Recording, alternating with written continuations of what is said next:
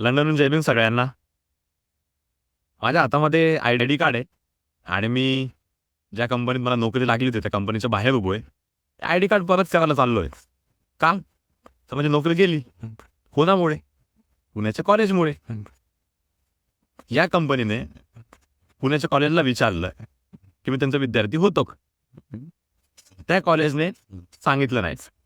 आणि त्याच कॉलेजने माझे युनिव्हर्सिटीच्या ऍप्लिकेशनच्या टायमाला मला 2 लेटर ऑफ रिकमेंडेशन दिले होते.